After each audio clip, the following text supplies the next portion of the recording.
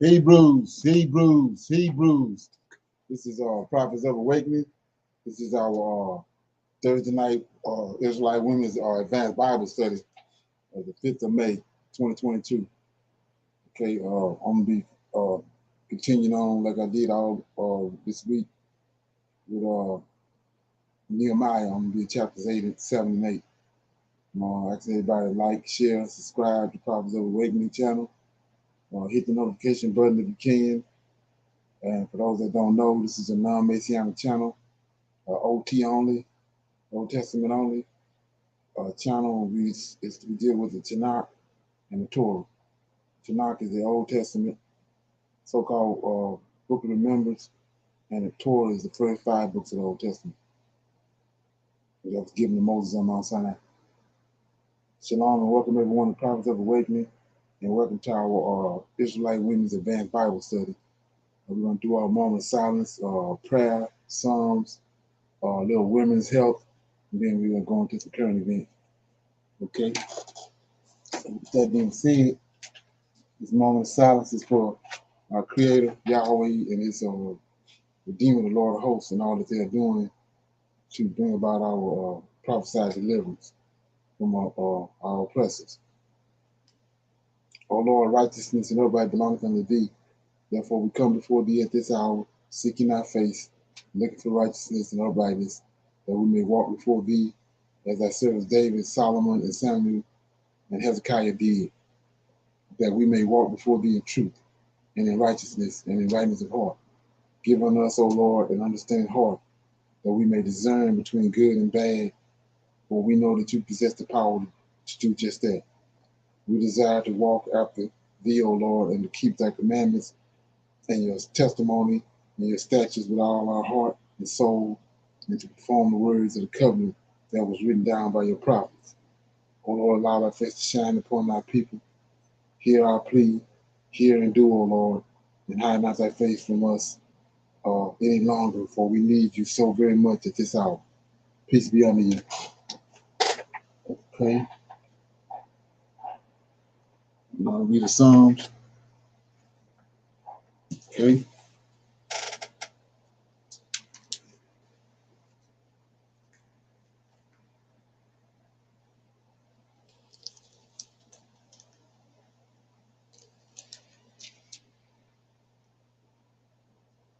I'm going to read Psalm 35.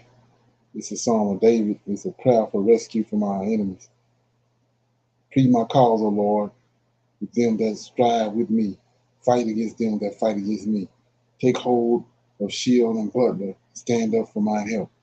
Draw out also the spear, and stop the way against them that persecute me. Say unto my soul, I am thy salvation. Let them be confounded and put to shame that seek after my soul. Let them be turned back and brought to confusion that devise my hurt.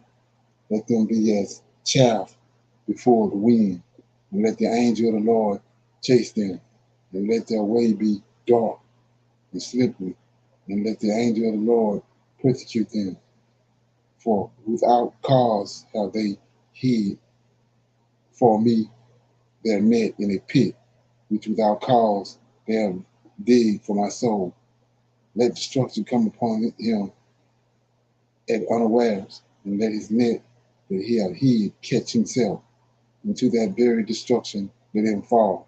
And my soul shall be joyful in the Lord, and it shall rejoice in his salvation. All my bones shall say, Lord, who is like unto thee, who delivereth the poor from him that is too strong for him, yea, the poor and the needy from him that spoileth him. False witnesses did rise up, they laid to my charge things that I knew not, and rewarded me evil for good, to the spoiling of my soul. But as for me, when they were sick, I clothed them with sackcloth.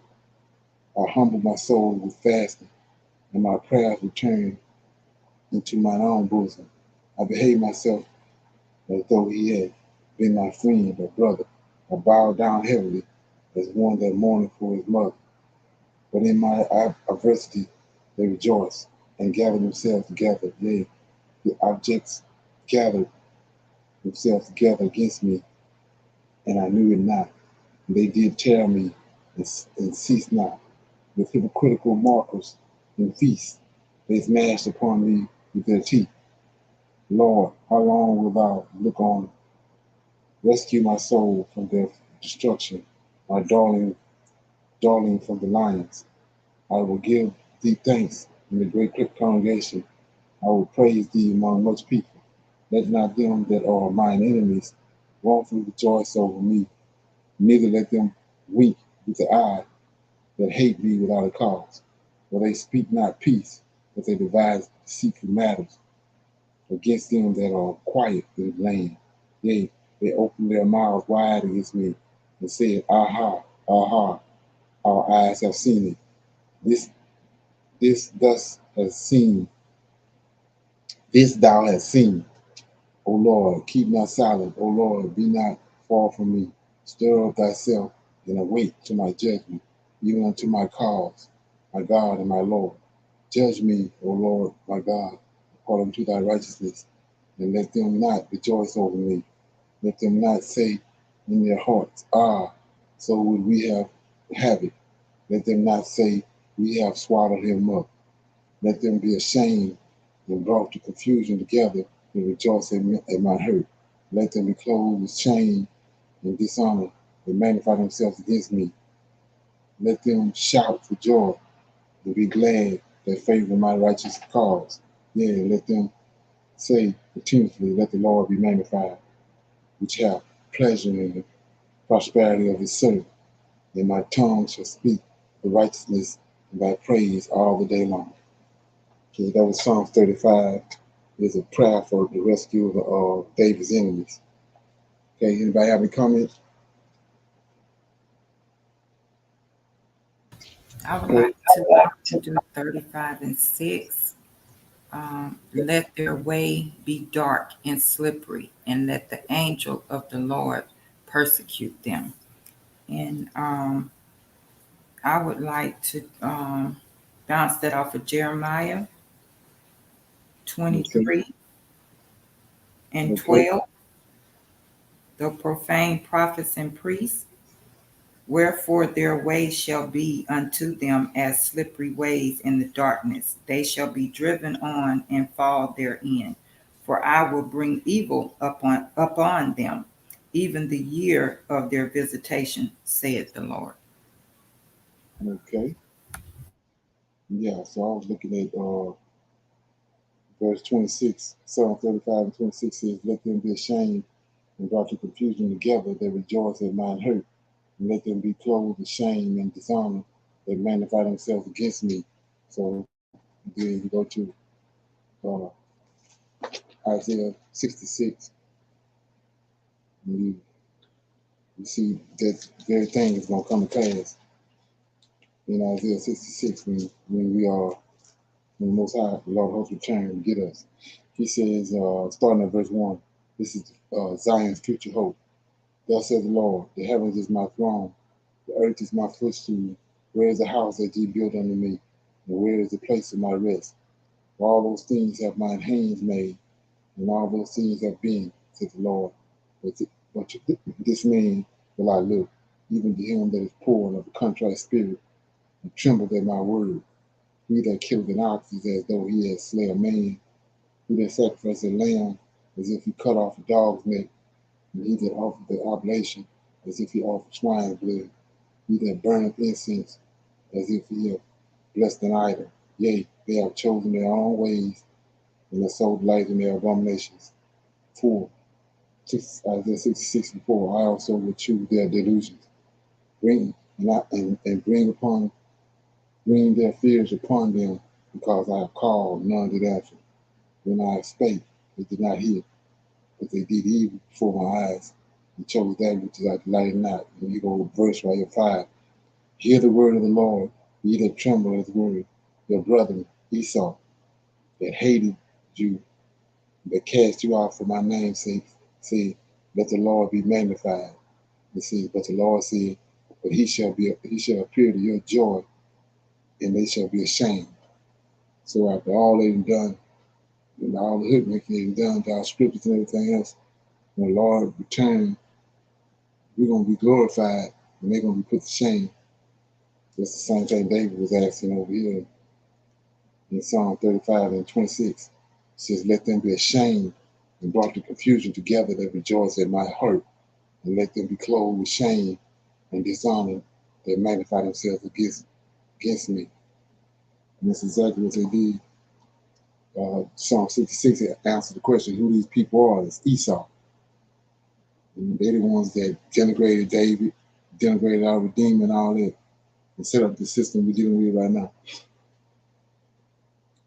Okay. Any more comments? Okay, so with that being said, we're going to go into the women's health, and then we'll do some current events. Shalom. I'm going to talk about the health benefits of olive oil. Okay. It is always an unexpected joy when something so incredibly delicious turns out to be so incredibly good for you. And if you Okay. haven't learned that about olive oil yet, you're about to. Okay. Olive oil strongly promotes cardiovascular health. It may also reduce risk of certain cancers. Okay, it supports healthy mental outlook plus mood. Olive oil consumption has been associated with everything from improved cholesterol levels to better mood to stronger bones. Okay, it combats pain plus inflammation. Olive oil is a good addition to your diet if you suffer from arthritis or another chronic inflammatory condition. It may boost bone health plus strength. It supports a healthy gut. That's something I did not know. Okay. Okay. It supports a healthy immune system, whether you're trying to avoid a cold, curb risk of cancer, or manage an autoimmune condition. A healthy immune system is vital. And it turns out your immune system really likes healthy fats.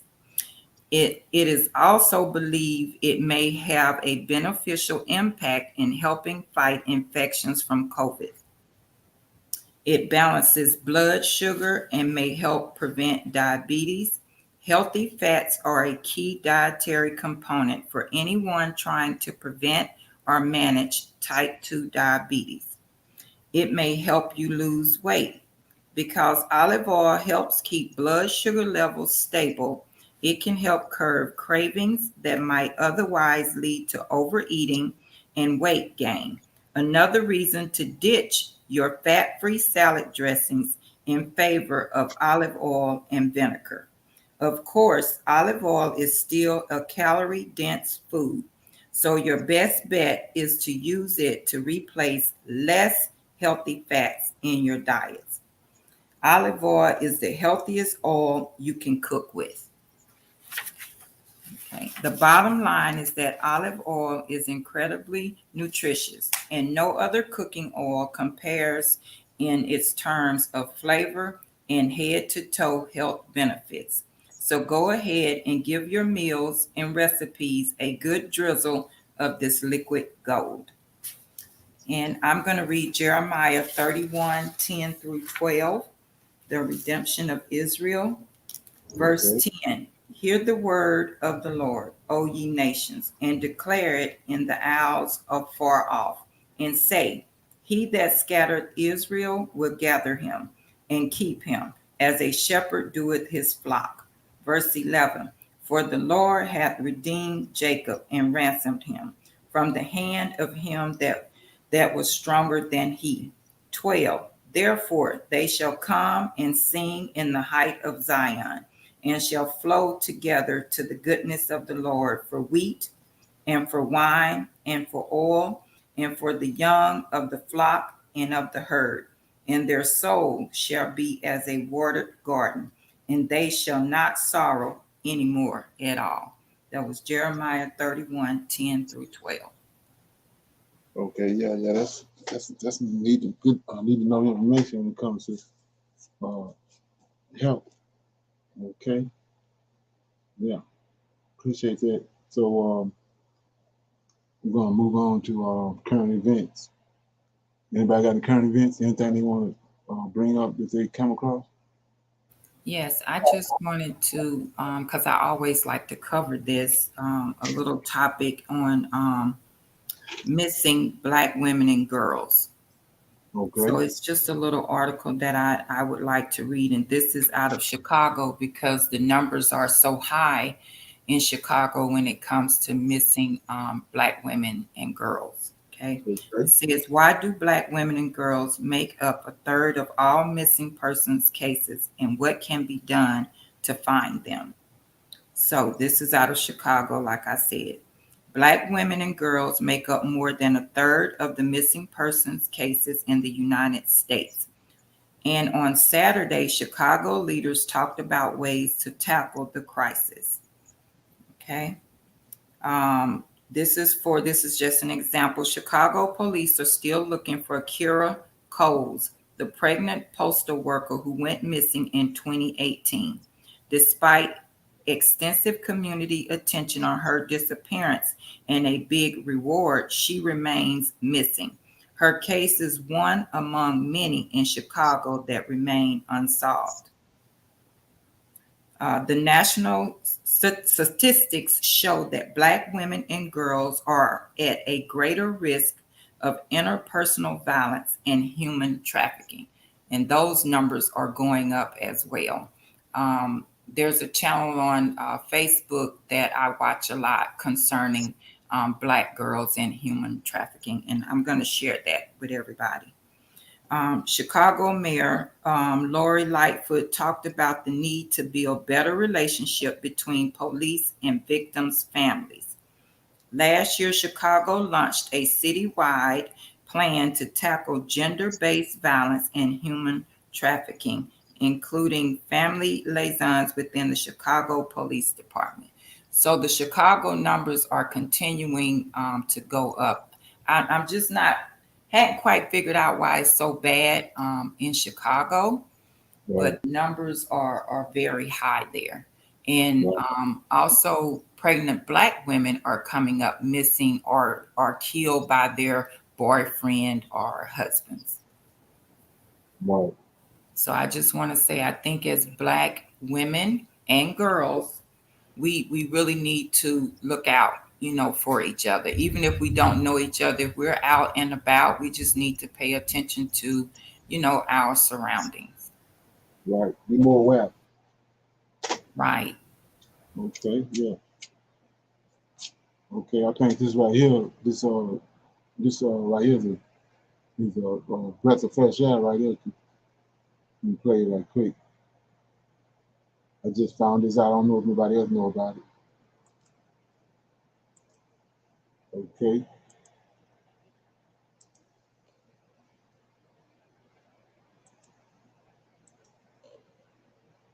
Okay. Mm.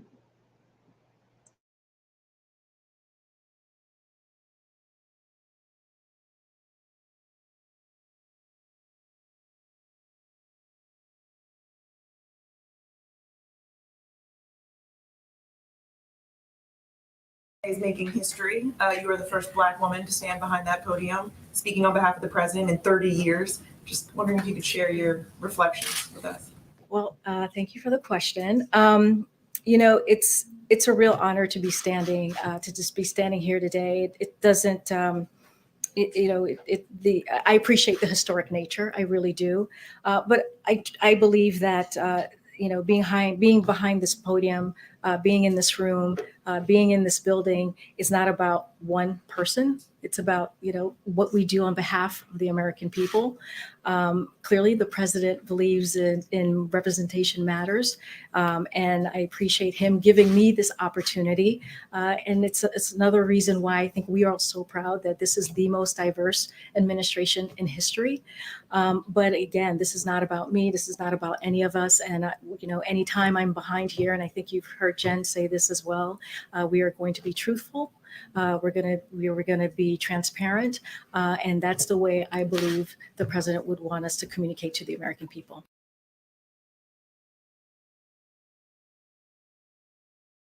Sustainability is everything.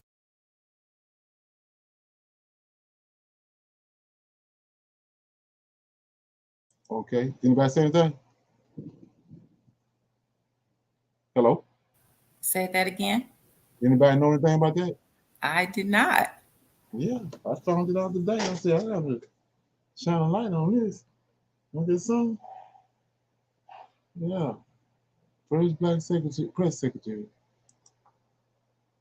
Okay. Got another right here. Let me get this. I gotta put my thing on mute.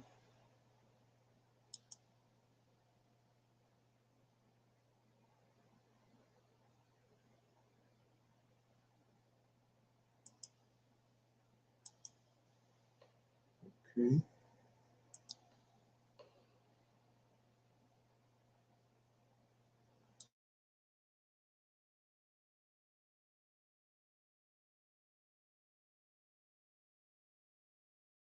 Now, democracynow.org, The War and Peace Report. I'm Amy Goodman. And I'm Juan Gonzalez. Welcome to all of our listeners and viewers across the country and around the world. We begin in Massachusetts, where the descendant of two enslaved people who were captured in mid-19th century photographs has sued Harvard University, accusing the university of unfairly profiting from their images. Tamara Lanier of Connecticut argues in a lawsuit filed this month that she and other descendants of Renty and Delia, two people held in bondage 169 years ago, should hold the rights to their photographs, not Harvard. Renty and Delia were forced to pose for the photographs in 1850 by a well-known Harvard professor, Louis Agassiz, and he commissioned the images to support his theory of polygenism, which purports that human races have different origins and that Africans and African Americans were inferior to whites. The theory was used to justify the ongoing enslavement of Black people prior to the Civil War, as well as segregation. The images of Renty and Delia were used in a recent Harvard conference titled Universities and Slavery, Bound by History. This comes after administrators at Harvard and other elite universities have admitted they were founded largely through the labor of enslaved African people and profits generated by the slave trade. Well, for more, we're joined by two guests. Tamara Lanier is the plaintiff in the lawsuit against Harvard University, the great-great-great-granddaughter of Renty, the enslaved man whose image was captured in the mid-19th century daguerreotype owned by Harvard. Also with us, famed civil rights lawyer Benjamin Crump, representing Tamara Lanier in the lawsuit against Harvard University over the images of her ancestors. We welcome you both to Democracy Now! Tamara, let's begin with you. Explain how you discovered that Harvard had these photographs of your relatives, of your ancestors. It's quite an amazing story that started with a request by my mother that I document our lineage, our genealogy. And at her passing, I set out to do exactly that. And that was in 2010, where the internet wasn't as, the information wasn't as readily available as today.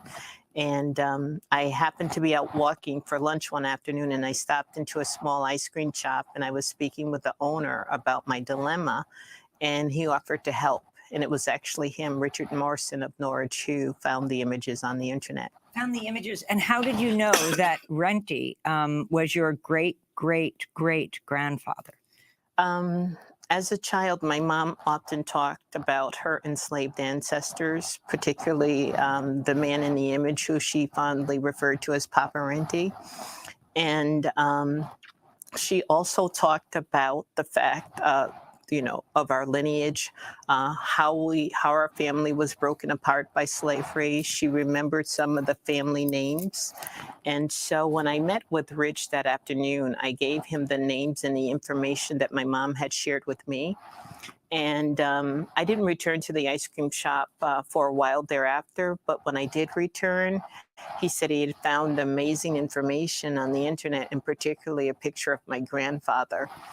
And the images, the information that Rich sent me included a narrative about who Louis Agassiz was, but he sent me an email with a number of links. And I remember reading the information about Louis Agassiz and being overwhelmed and shocked by it. And then when I opened the link to the picture of Renty, it was a moment for me because I knew immediately that this was the man that I had heard so much about throughout my childhood. And Benjamin Crump, could you talk about what you know of how Harvard acquired or utilized these photographs, and why your lawsuit argues that they never legally owned the images that they're profiting from? Certainly. It was the director, Steve McQueen, who told the story of Solomon Northup in his Oscar-winning movie, 12 Years a Slave. Well, Renty is 169 years a slave, and the basic questions that our lawsuit asks is, one, how long will Harvard continue to condone slavery? And two, when will Harvard University finally free Renty? Harvard University's professor, Louis Agassiz, was a racist.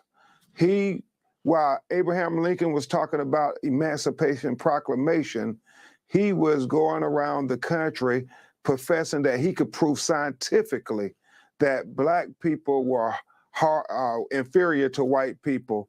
He was an equal opportunity bigot because he also fought to keep Jews and people from Ireland out of Harvard University.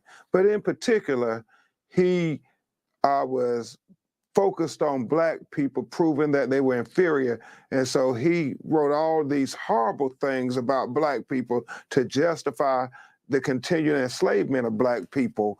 And he sought to obtain ocular proof.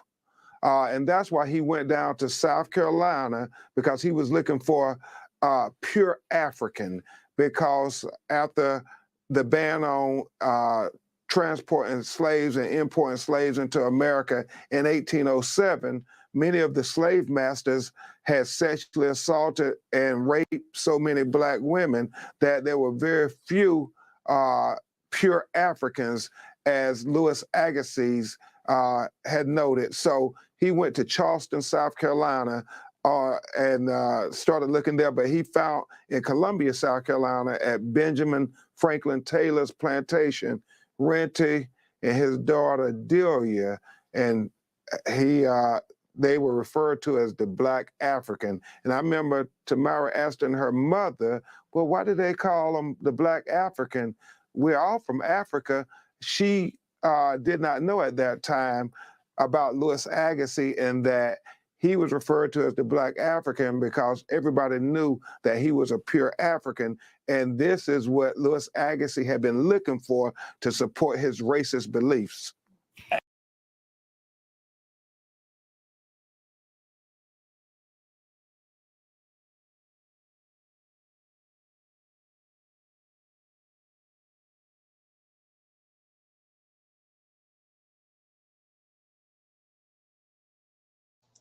Yeah, so I said, anybody have any comments on that? If you want to watch all of that, it's The World is Watching.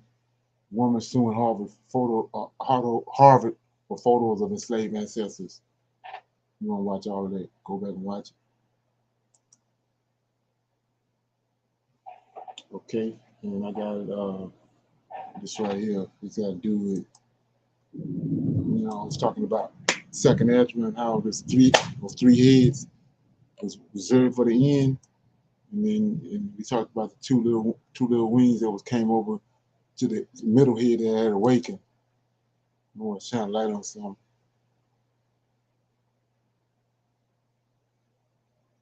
Okay, mute this. Okay.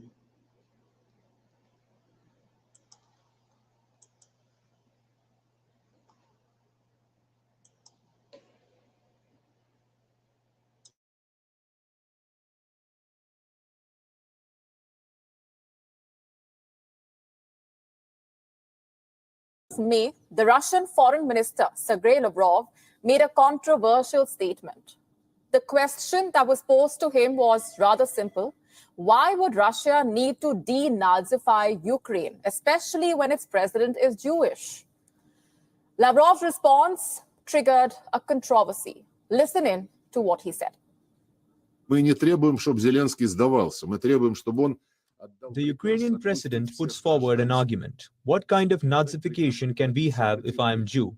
If I remember right, I may be wrong, but Hitler also had Jewish origins. So it doesn't mean absolutely anything. For some time, we have heard from the wise Jewish people that the biggest anti-Semites were Jewish.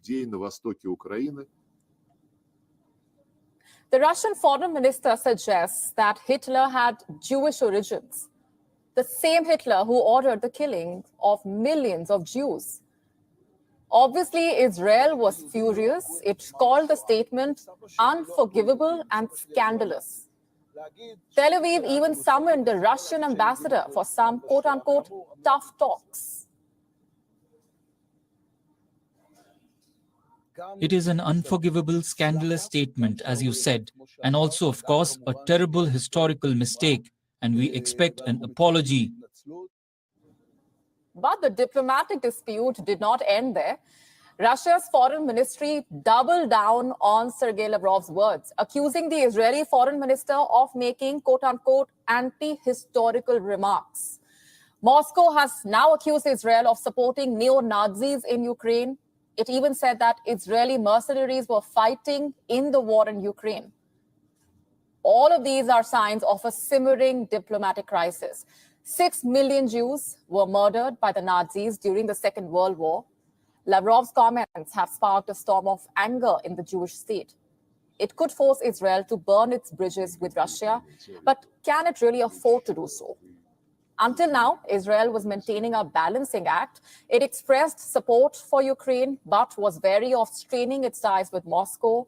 This is because Russia is a major power broker in neighboring Syria.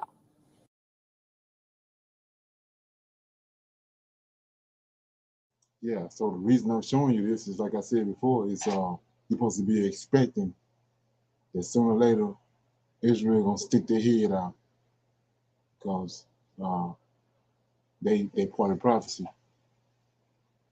Like I said, when you go back and look at all the world wars, they came in behind the scenes and jumped a lot of the stuff off that happened with all those world wars. So you should be expecting them to stick their head out right here. Okay. Any comments? Okay.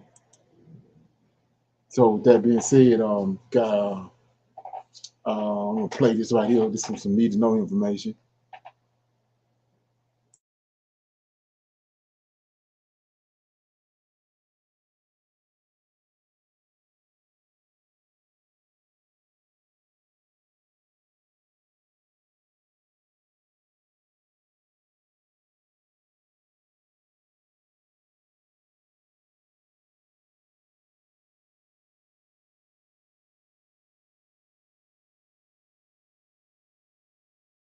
I want to show you all this neighborhood development, and so I want to go ahead and give you a view of this neighborhood, this community. Check it out. Okay. This is another community. We are about to step into a 2-bedroom home, fully furnished as they sell it. They have security cameras available. And we're gonna walk right in to the house. go right here on the side. Come with some plants, trees.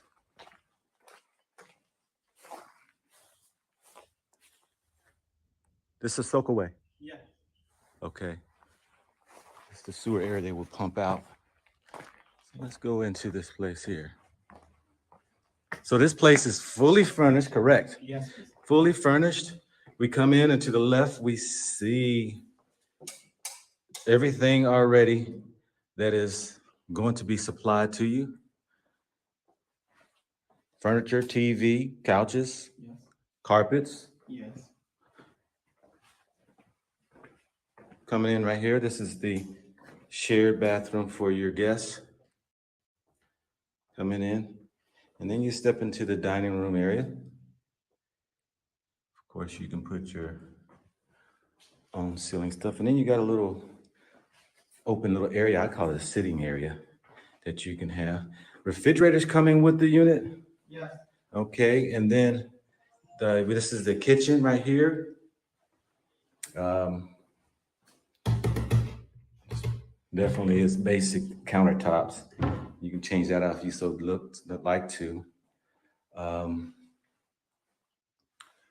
So then you got this right here is the laundry room. They also supply the washer. They also supply the microwave, and we'll go out here. Water is connected, electricity's connected. There's nothing you need to do except for just buy the place and be done with it. And you're in it. Also supply. How many gallons is that up there? A reserve tank? 2,800 liters of water that you have, just in case water shuts out. And you got at least that right there. You got a yard here. I'm gonna tell you this right here. I like grass. You don't see that much.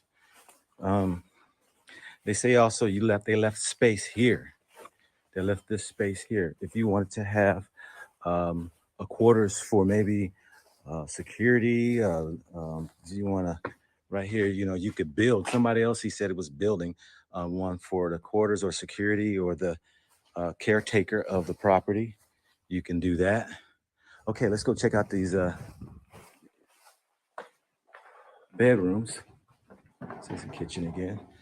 This space right here would be for the cooker. So they said would be for the cooker. There's something right here. I don't know. Okay. They got molding going across. So let's go into this first bedroom. Yes, so you have a solar that is connected with. This is solar. Yes, the solar. So then it powers the lights. Inside the house? Inside the house. So electricity goes out, you got lights? You have lights. Awesome. It's power the lights, but it cannot power the appliances. Okay, all right. However, if you want to upgrade it,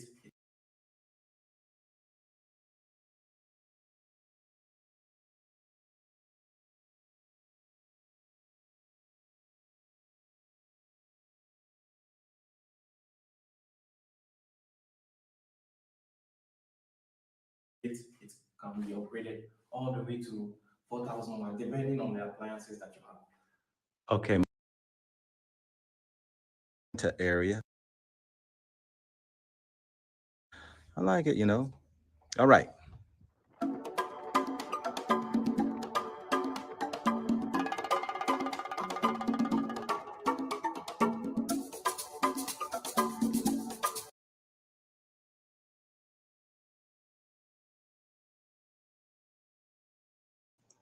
Yeah, so like I said in some of my earlier videos, there's nobody in these houses. What is it about? All the, they're building all these communities over there, they ain't finding no African. So like I said, they know something we don't know. All this stuff being prepared. We're gonna look at this okay, yeah. Any comments on that?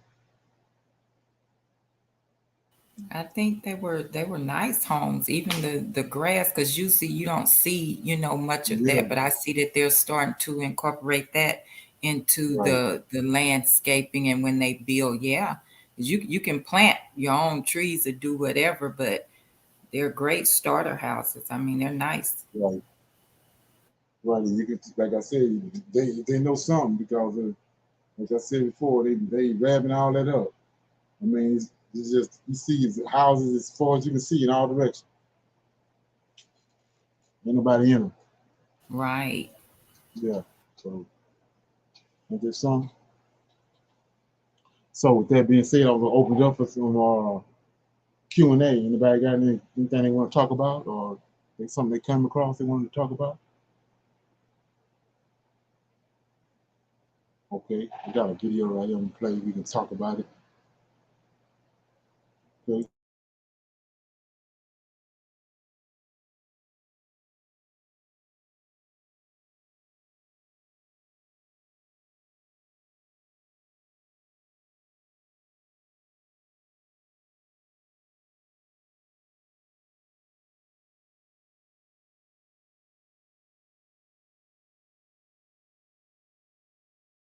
Shared with me this morning that I decided to talk on. I don't want to really share the article because there were some things stated in the article that I don't agree with.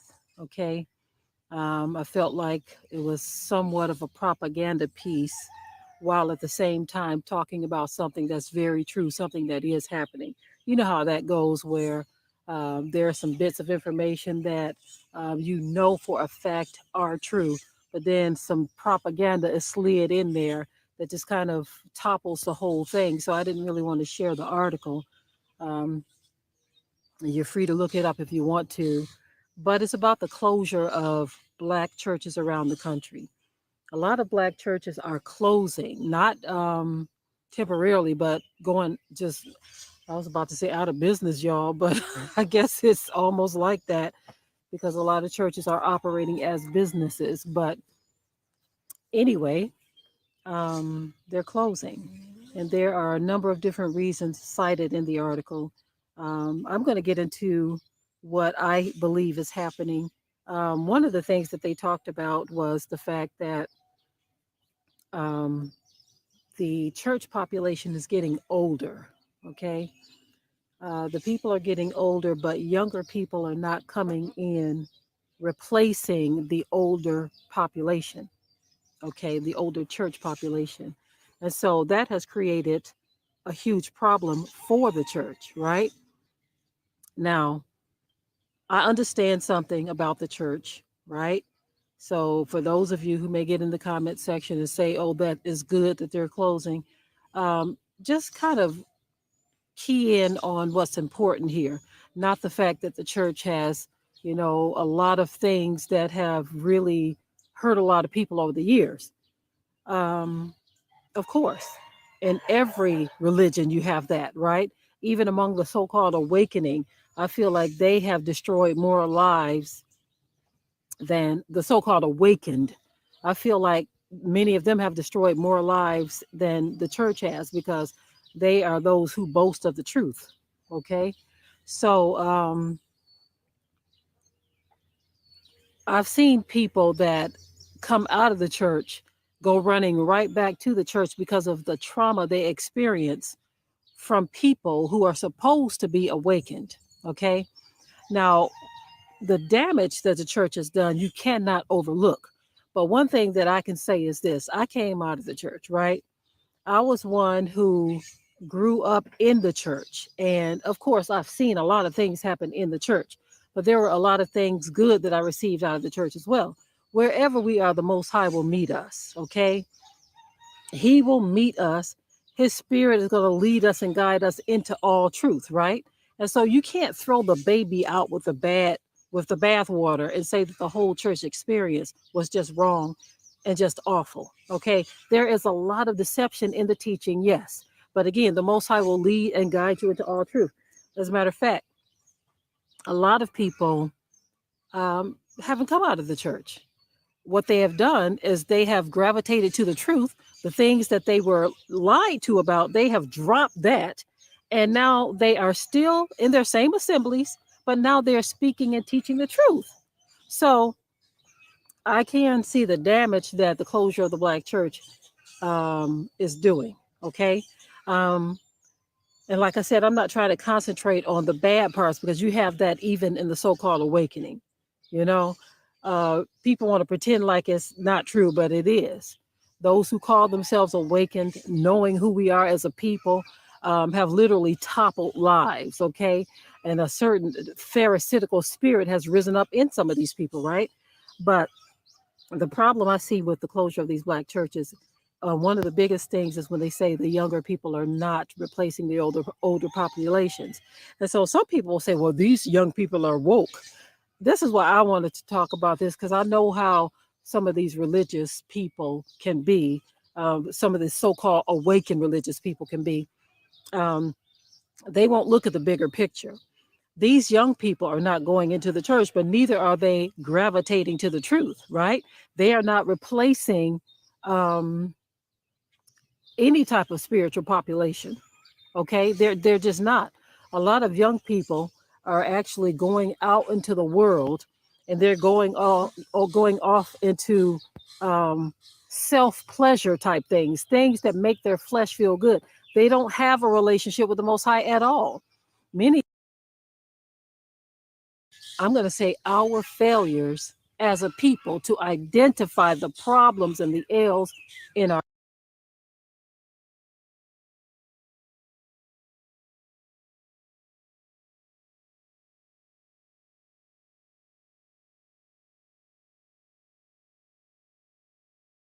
community. Too many times we see where our people are pointing outside of our community. We want to shift the blame here, shift the blame there. It's somebody else's fault, right? Now, I recently did a message where I was talking about that, how a lot of people, even in their own personal lives, they can't look at the man or the woman in the mirror because it's always somebody else's fault. It's somebody else's fault, right? Listen, y'all, the lessons that I have learned over the years, my husband and I, we have learned that it ain't nobody else's fault. Anything that happens, unless it's some type of test and trial from the Most High, if it's chastisement, it ain't nobody else's fault. It's our fault. Let me say that again. Unless it is a test or a trial, okay? Tests and trials come to make us, right? And the Most High will sometimes send test and trial, but some things are not test and trials. Some things are simply chastisement or judgment, okay?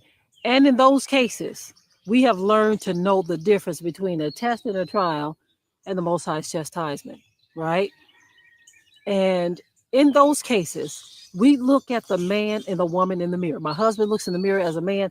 I look in the mirror as a woman, and I say, okay, Father, I repent. I am sorry. It doesn't matter how small the thing is, y'all, or how big the thing is. Look at the man or the woman in the mirror and identify what you have done to make your situation a certain way. There's not always somebody to look at and point at.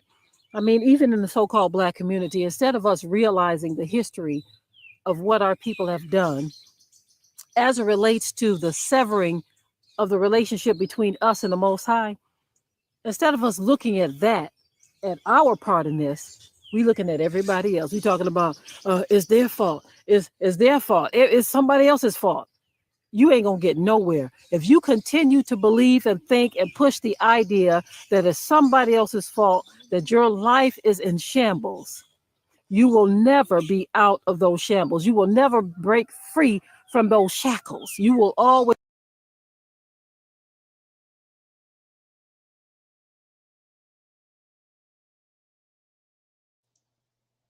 Any comments? It's time for that idolatry to go out the window. That's the Lord of hosts shutting it down, Right, exactly. destroying it. Ain't that song? Yeah. As she says, it's a business and he closing shop. Right. Yeah, you gotta move us in a certain direction. Right. Yeah. Right. And what good things can you be getting out of things that are just unclean, that is just wicked? Nothing. Right. Exactly.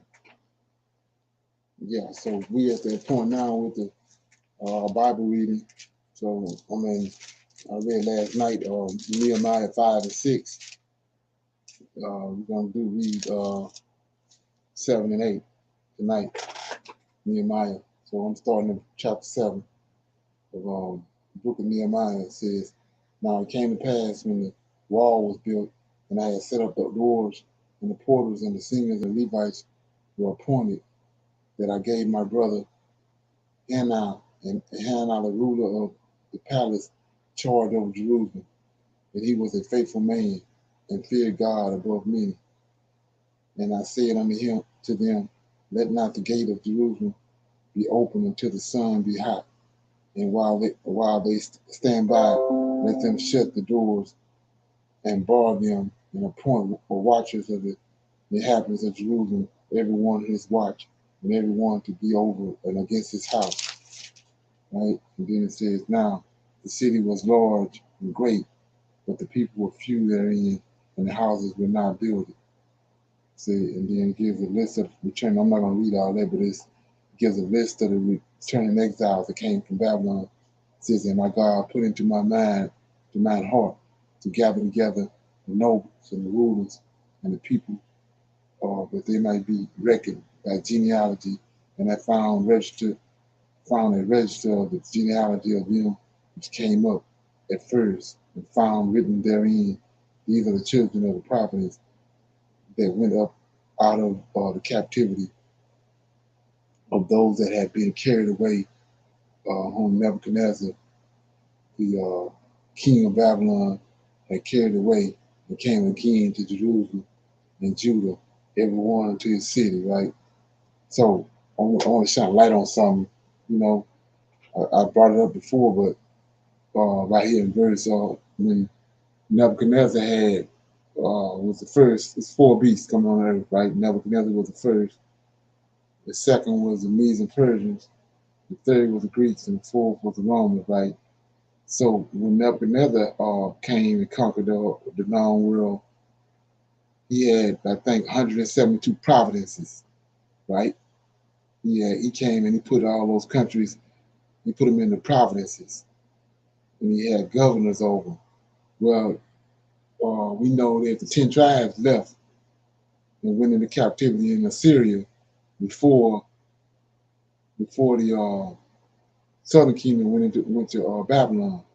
So when Nebuchadnezzar came on the scene and conquered all these countries and put them in these provinces, Syria was in the province. It's one of those 172 provinces that they conquered. So Cyrus came over the Medes and Persians, the Medes and Persians, and conquered the Babylonians. Well, now Cyrus is king of kings over all these provinces, and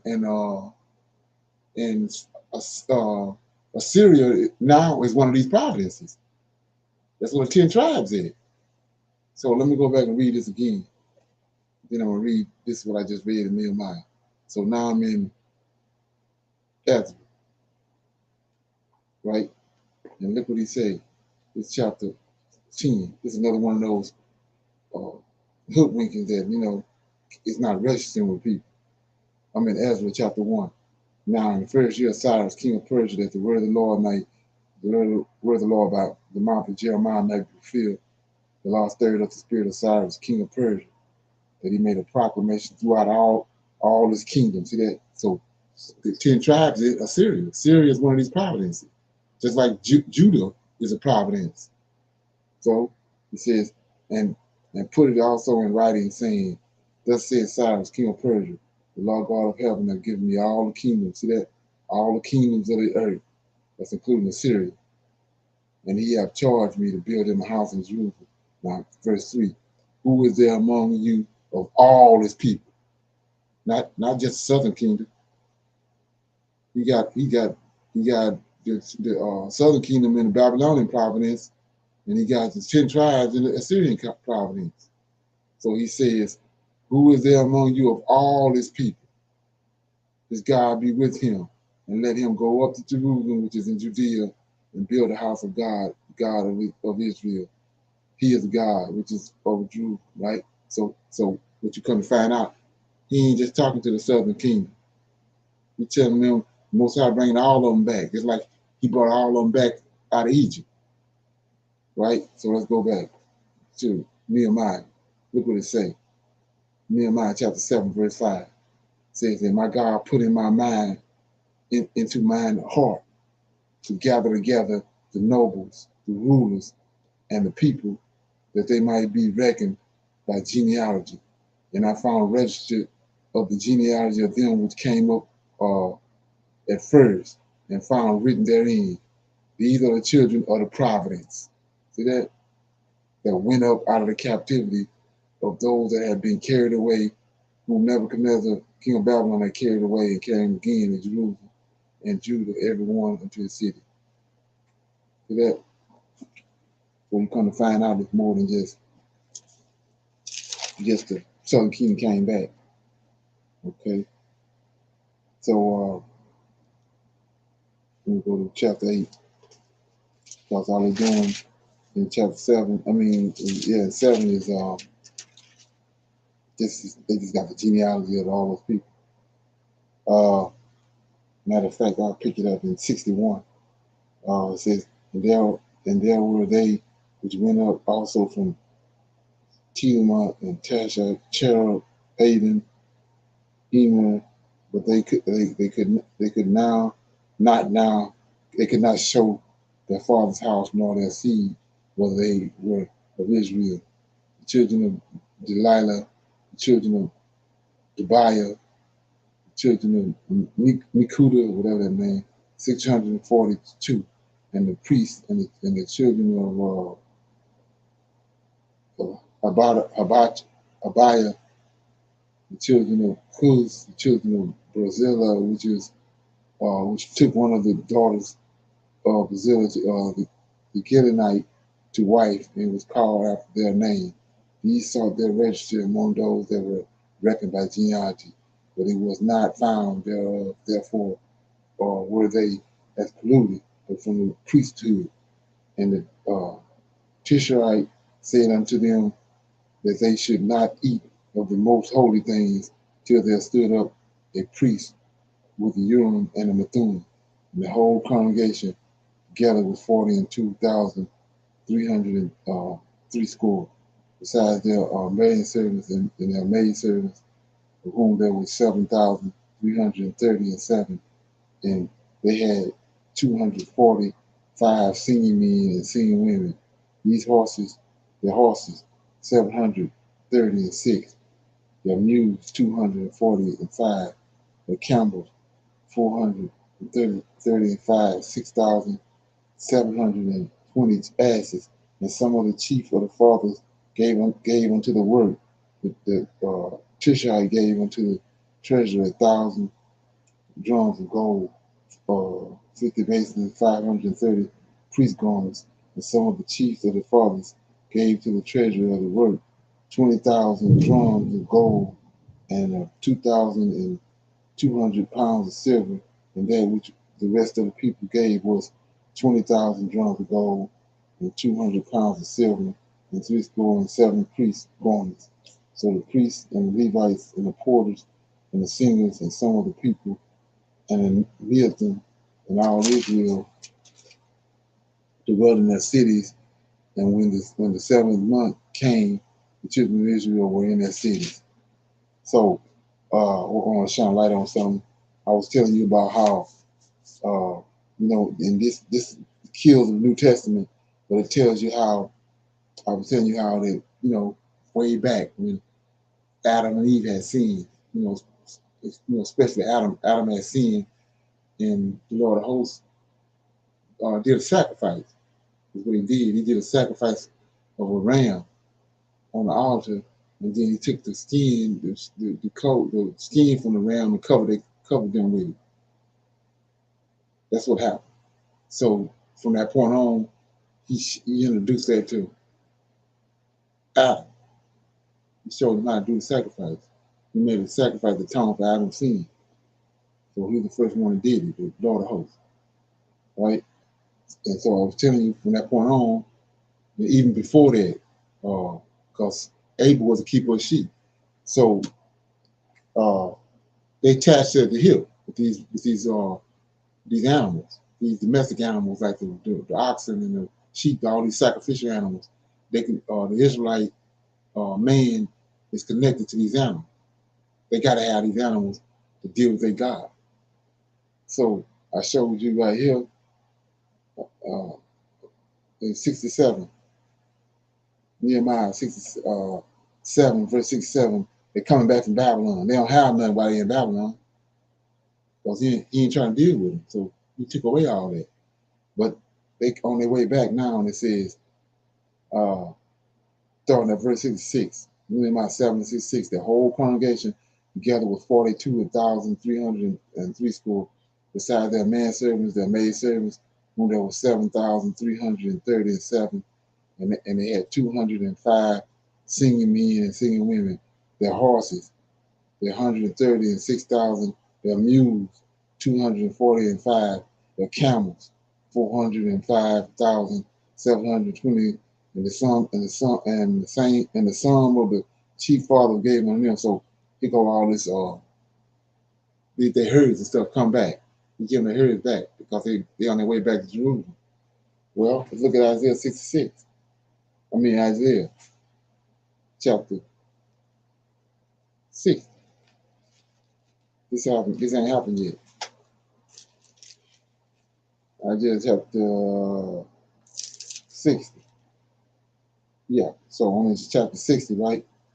And this is what he promised us. So this, like I say, when you understand it's a kill the New Testament, because they got to have these rams and these domesticated animals, sacrificial animals, sacrifice weed. So it says, chapter 60, arise, shine, for thy light is come.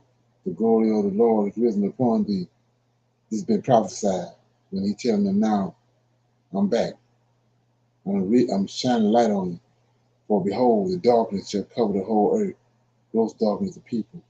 But the Lord shall arise upon thee, and his glory shall be seen upon thee. And the Gentiles shall come to thy light, the kings to thy brightness of thy rising. Lift up thine eyes round about and see. All they gather themselves together, they come to thee. Their sons shall come from afar, and their daughters shall be nursed at thy side. Then thou shalt see flow together, and thine heart shall fear and be enlarged, because the abundance of the sea shall be converted unto thee. The forces of the Gentiles shall come unto thee. Here you go. It's the forces of the Gentiles. The multitude of camels shall cover thee. The drummer of Midian, the ephod, all they from Sheba shall come. They shall bring gold. Same thing I just read over there. When they left Babylon. Gold and incense. And they shall show forth the praises of the Lord. Right? How they going to do that? Verse 7. All the flocks.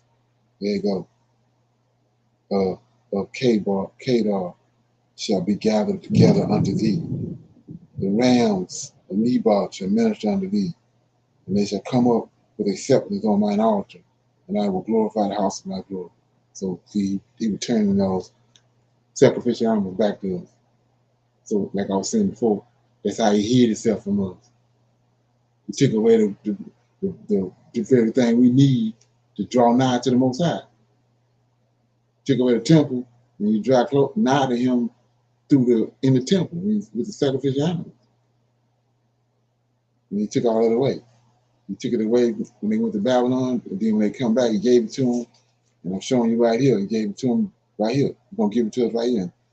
Chapter 60, Isaiah. And I want to shine light on something else, right? This big right here. So, Isaiah 44, right? It says, Isaiah 44, I read this all the time. Isaiah 44, 1 through 5. It says, and they fumbling with this. It says, it's a prophecy that we're in the midst of right now. Yet now hear, O Jacob, my servant, and Israel, whom I've chosen. Thus saith the Lord, that made thee, and formed thee from the womb, which will help thee. Fear not, O Jacob, my servant, and Jezebel, whom I have chosen. For I will pour water upon him that is thirsty, and floods upon dry ground. I will pour my spirit out upon thy seed. See that? Genealogy, thy seed, and my blessings upon thine offspring. So genealogy, well, let's look at it. I'm back over here in Nehemiah, right? Nehemiah chapter 7, verse 5. It says, and my God, look at this. This is the Lord of hosts. my God put in mine heart to gather the nobles, the rulers, and the people, that they might be reckoned by genealogy. Ain't nothing new under the sun. See that? And I found a register of the genealogy of them which came up at first, and found written therein. These are so they going to the genealogy. So we got all these people waking up now, saying they waking up. They ain't no Israelites. Because like I said, you can see when you start dealing with them, and the truth comes to them, man, it's bouncing off of them like a rubber ball. Doing everything but they ain't doing everything but absorbing it. They ain't hearing it. You see right here, he's dealing with genealogy, he's dealing with Israelites. It ain't happening. And like I said, even back to the order of things. You ain't going back to the order, you ain't going back to the order, it's shit gonna be bouncing all off you. You ain't gonna get it. Because this the order right here. See right here? It said genealogy. It ain't gonna happen no other way. So let's look at what happened though. I mean, Deuteronomy 28. You know, and this major. You know, you get to a point where you just gotta, pick and choose your conversation, because niggas ain't getting it. So look at what he said in Deuteronomy. He says, let me get it. It says, okay, this is the curses, 28 and 19. Cursed shall I be when thou cometh in, cursed shall I be when I goeth out, right? These genealogy, these Israelites. This ain't about nobody else. This Israelites.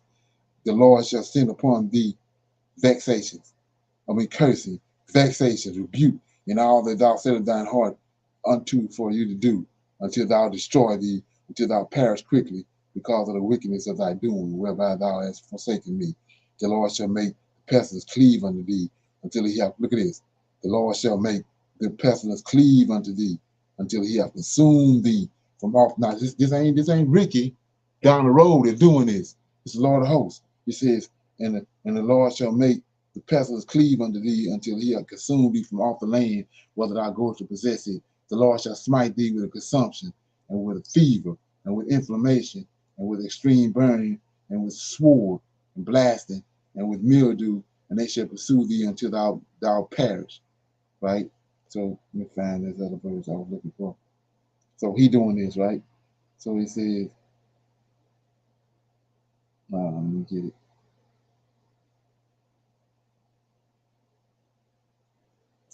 Okay.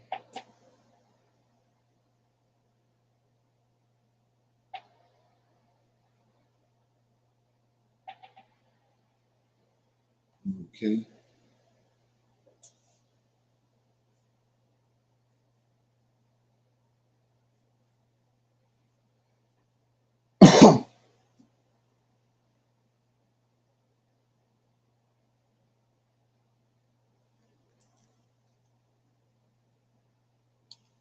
Okay.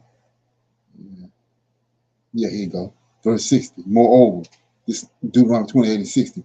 Moreover, he will bring upon thee 59. Yet the Lord will make thy plagues wonderful. And the plagues of thy seed. See that?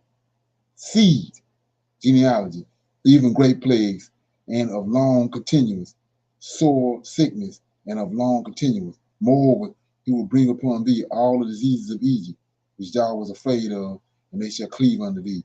Also, every sickness and every plague which is not written in the book of his law. Then will the Lord bring upon thee until thou be destroyed. Now here we go. This was not being factored in. And ye shall be few in number, whereas you were as stars of heaven for a multitude, because thou wouldest not obey the voice of the Lord thy God. See that? And it shall come to pass that as the Lord rejoiced over you to do you good and multiply you, the Lord shall rejoice over you to destroy you and bring you to naught. See that? Bring you to naught, few in number, and ye shall be plucked off the land whether thou go possess it. Now, go back and read 44, Isaiah 44 again. Yet now hear, O Jacob, he few in number. See that? He few in number, my servant, and Israel whom I have chosen. Thus says the Lord that made thee and formed thee from the womb, which will help thee. See that? Ain't that many of them. Fear not, O Jacob, my servant, and thou Jezreel whom I have chosen, for I will pour water upon him that is thirsty, and floods upon dry ground. See that? That's the ones that's left. And I will pour my spirit upon thy seed, right? And my blessings upon thy offspring, and they shall spring up as among the grass, as willows by the watercourse. So when you understand that, willows by the watercourse, one at a time, you know, every 2-3 weeks or months, or willow might pop up. Ain't that many? That's the dilemma that's going on right now, because we pretty much in full blown, Most High imposed, dumped all the spirit out on these Israelites, and they still ain't getting it. So that's the dilemma right there. Okay, so let me go back over here in Nehemiah. Yeah, few in number.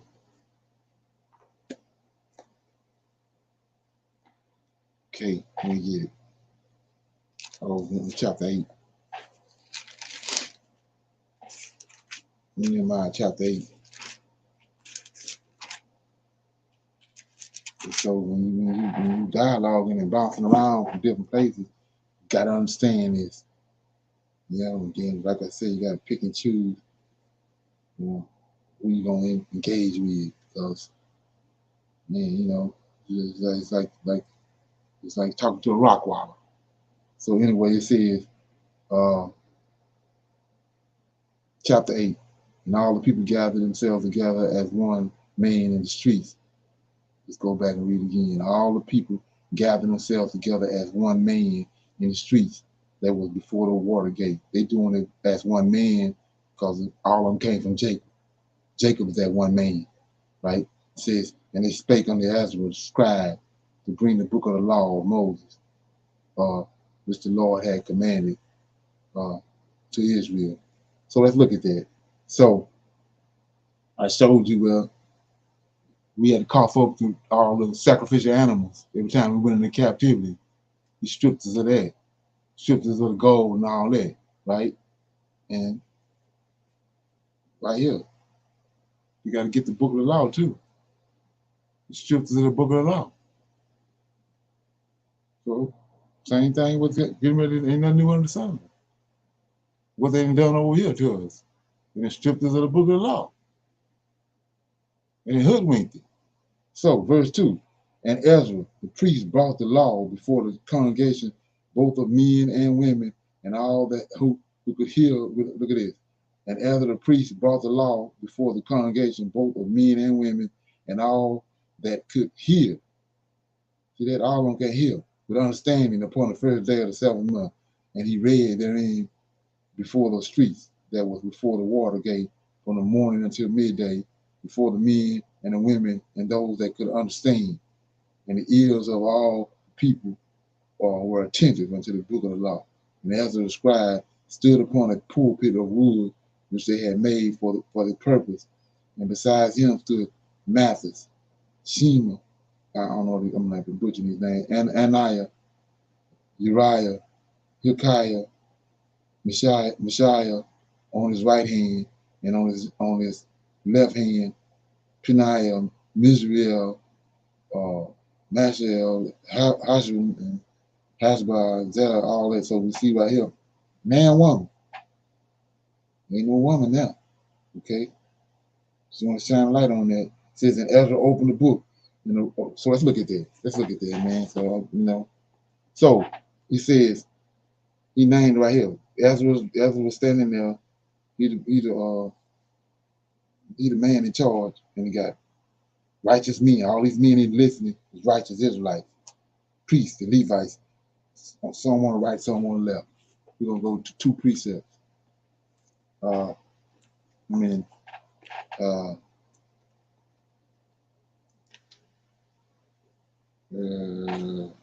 Kings,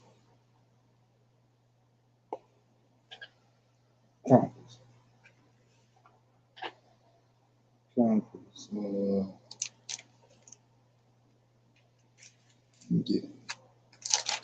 Give me a minute. I don't just think I'm just hollering out stuff to be hollering it out. So,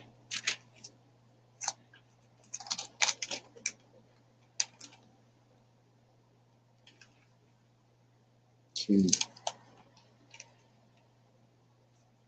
this the woman that they tried to Atla. She was king in Israel for a few years because she tried to kill all of David's seed line, right? So one of the boys, the Lord host saved one of the boys and had him hid in the bed chamber, and they didn't kill him, and so they set up Atla to get the killer, right? I'm in Second Chronicles, chapter 23, and it says that they had to bring the boy out to be the king, right? So I'm picking it up in verse 8. You know, so they had him hid from her because she was gonna kill him.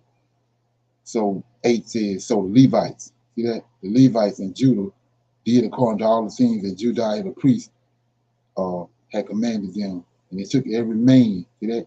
Every man and his men that were to come in on the Sabbath with them that were to go out of the Sabbath. And Jediah the priest dismissed not the courses. Moreover, Jehoiada the priest delivered to the captains of the 100 spears and bucklers, shields that had been King David's, which were in the house of God. Here you go, 10. Same thing I just read. And he set all the people, every man having his weapon in his right hand. And he set all the people, every man having his weapon in his right hand, from the right side of the temple, see that, to the left side of the temple, along with the altar of the temple, by the king round about, right? And they brought out the king's son, right? Put him upon the throne, and they gave him the testimony, that's the law, and made him king. And Jediah and his sons anointed him and said, God save the king. See that? So you got all these men on one side of the king, on the side of this boy, and a whole bunch of men on the other side. Same thing we just read over here. Same thing. Now let's go one more place.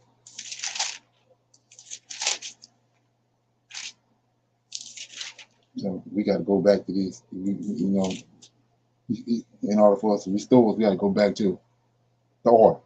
So it says, okay.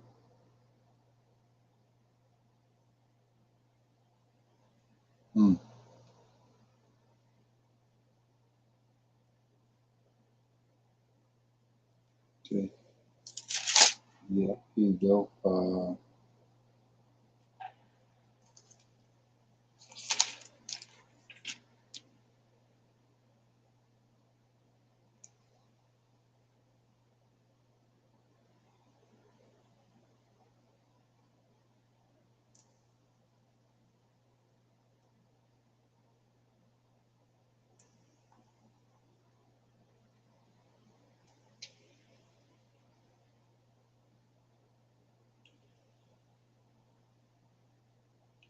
Yeah, let me go somewhere else, man.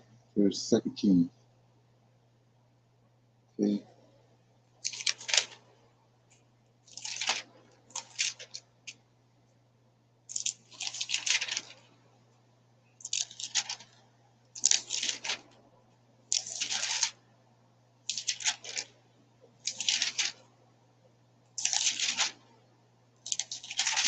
Okay. Are you looking for Atlas reign in Second No, King? no, I'm looking for Micaiah. Micaiah, okay.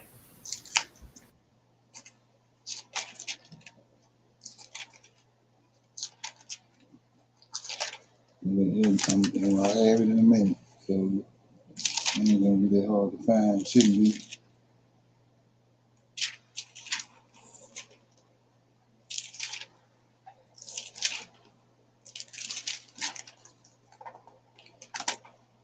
So I think Jehoshaphat came before Ahaz. Okay.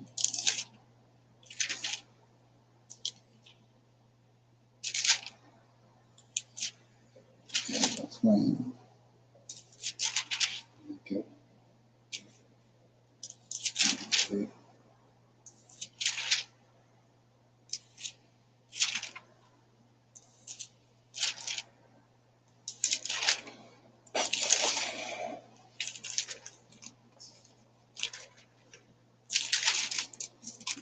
Okay, so I mean, it's eluding me anyway. The story is that I think it was Ahaz. Let me see who it was. Ahab.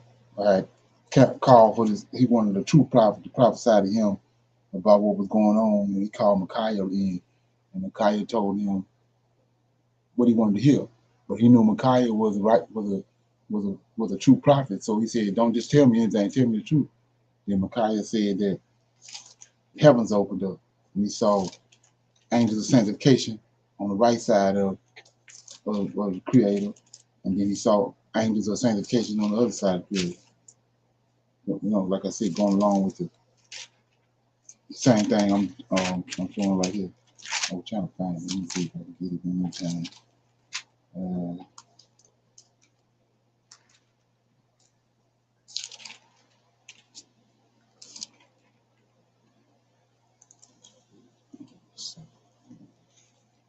Yeah. Anyway, so yeah, it's Micaiah, Miciah. If somebody might can find it. So anyway, let me get back on where I was at. So I'm in chapter 3, chapter 8 of Nehemiah, verse 3, and he read therein before the streets that was before the waters gate from the morning until midday, for the men and the women and those that could understand, and the ears of all the people were attentive unto the book of the law. And Ezra the scribe stood upon the pulpit of the wood which they had made for the purpose, and beside him stood, I read all that, okay, and Ezra opened the book in the sight of all the people, for he was above the people. And when he opened it, all the people stood up, and Ezra blessed the Lord, the great God, and all the people answered, Amen, Amen, with it lifting up of their hands, and they bowed their heads and worshiped the Lord with their faces to the ground. Also, Josiah, Bana, and Sheba, and James, and all that. Okay, see, all these are, like I said, these all men. And Levites cause the people to understand. See that? All these men, Levites, cause the people to understand the law, and the people stood. We have to go back to this, right? So stood in their place. So they read in the book, right, in the law of God distinctly, and gave the sense and caused them to understand the reading. And Nehemiah, which is the Tishite, and Ezra the priest, the scribe, and the Levites that taught the people, said unto all the people, This day is holy unto the Lord your God. Mourn not, nor weep, for all the people wept when they heard the words of the law. Then he said unto them, Go your way, eat the fat, drink the sweet, and send portion unto them for whom nothing is prepared. For this day is holy unto our Lord. Neither be ye sorry, for the joy of the Lord is your strength. So the Levites stilled all the people, saying, Hold your peace, for the day is holy, neither be ye grieved. So we see right here, these, we go back to verse 4. See all these righteous men, these righteous Levites, they steal the people. They ain't happening now. You got everybody but righteous Levites stealing the people. See that? It says right here in these conversations. 10. Then he said unto them, Go your way, eat the fat, drink the sweet, send portion unto them for whom nothing is prepared, for this day is holy, right? Unto our Lord. Neither be ye sorry, for the joy of the Lord is strength. So the Levites stealed all the people. See how they work, how the Levites working? That's holy. That's holy under the Lord. Until we get back to that, we're fumbling with it. So he says, so the Levites stealed all the people, saying, Hold your peace, for the day is holy, neither be ye grieved.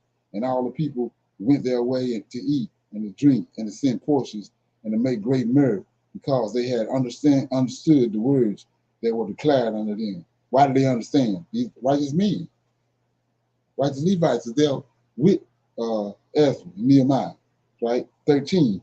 And on the second day were gathered together the chief of the fathers of all the people. The chief of the fathers of all the people, the priests and the Levites under Ezra, the scribe, even to understand the words of the law. You ain't gonna get no understanding without them. See that? It says, and they found written in the law which the Lord had commanded by Moses, that the children of Israel should dwell in booths in the feast of the seventh month, and that they should that they should publish and proclaim in all their cities and in all Jerusalem, saying, "Go forth unto the mount and fetch olive branches and palm branches and myrtle branches and palm branches and branches of thick trees to make booths, as it is written." So the people went forth, brought them, and made themselves booths, every one upon the roof of his house, and in their courts, and in the courts of the house of God, and in the streets of the water gate, and in the streets of the gate of Ephraim. And all the congregation of them that were come again out of the captivity made booths, and sat under the booth. For since the days of Joshua, the son of Nun, unto that day had not the children of Israel done so. And there was very great gladness. Also, day by day, from the first day unto the last day, he read in the book of the law of God, and they kept the feast 7 days. And on the 8th day was a solemn assembly according to the manner. So we see right here how I go, right? And you see how the people gladness came over the people, and at the same time, those righteous Levites caused the people to understand scriptures. It caused them to get understanding. And it said from the first day to the 8th day, they rejoiced. So that ain't no accident. The reason why they're rejoicing is because it's an order there that's in place. And that's what we got to get back to. Okay? Any comments?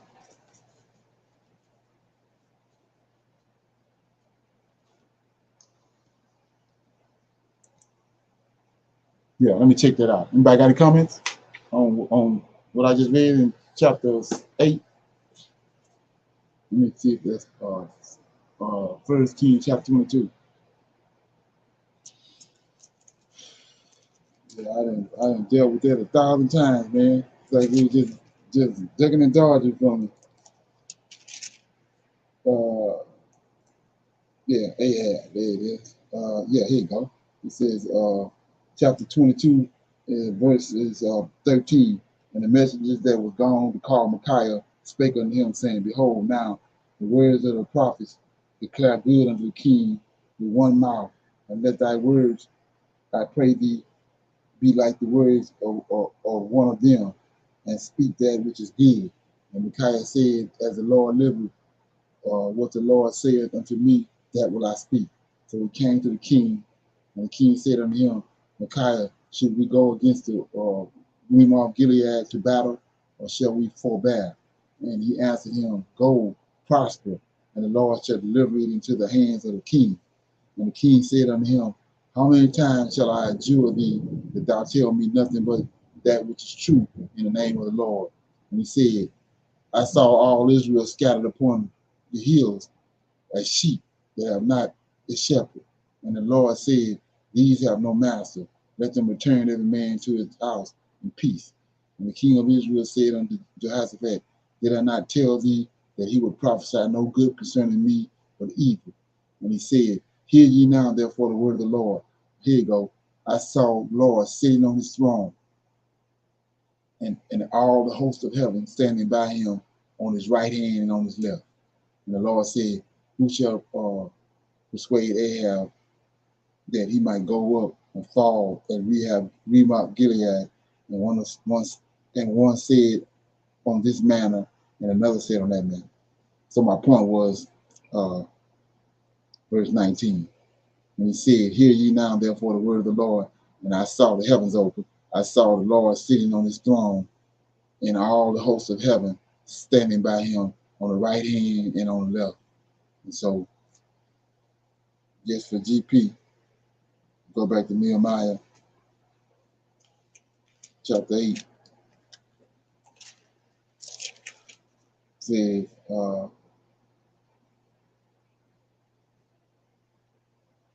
verse 4. Ezra the scribe stood up upon the pulpit of wood that had been made for the purpose, and beside him stood Israelite and said, yeah. So they all around him, just like with the what Micah saw when heaven opened up. Right. Okay. Any comments?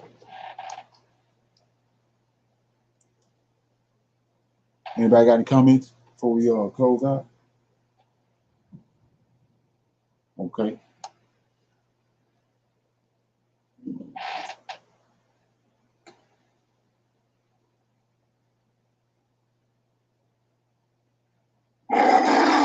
Okay. I'm gonna say shalom and 1 minute. I gotta back this up, man. It took me too long to find this. Let me play this right quick before I do that. My bad. Okay. Okay.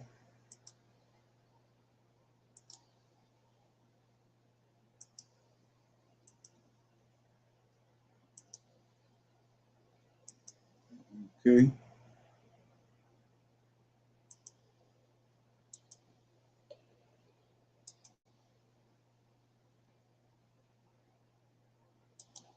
I think what you're trying to ask is why am I so insistent upon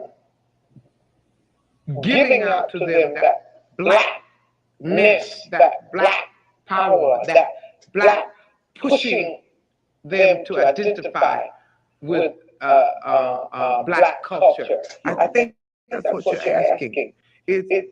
I have no choice over it. In the first place, to me, we are the most beautiful creatures in the whole world. Black people. I mean that in every sense, outside and inside. And to me, we have a culture that is surpassed by no other civilization, but we don't know anything about it. So again, I think I've said this before in the same interview. I think at some time before, my job is to somehow make them curious enough or persuade them by hook or crook to get more aware of themselves and where they came from and what they are into and what is already there, and just to bring it out. This is what compels me to compel them. And I will do it by whatever means necessary. When I'm finished working, as tired as I am, and my work completely takes all my energy, unfortunately, but when there are kids who come backstage afterwards who want to talk or who are moved to the point, sometimes they're moved to tears, I want to know more about it, and they shake my hand and they kiss me and they want to talk about their problems, I find the time to do so as much as I can. I discourage breakfasts and speeches because I don't make speeches, but I will go out of my way, in spite of the fact that I'm too tired to do it, to talk to them at least for 5 minutes or so, to sock to them the same message that I just finished doing on stage, and perhaps to hear some of their grievances, or just to make them feel that they are not alone. Because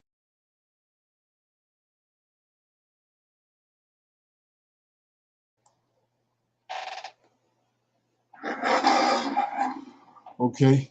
I'm gonna say shalom. I'll see everybody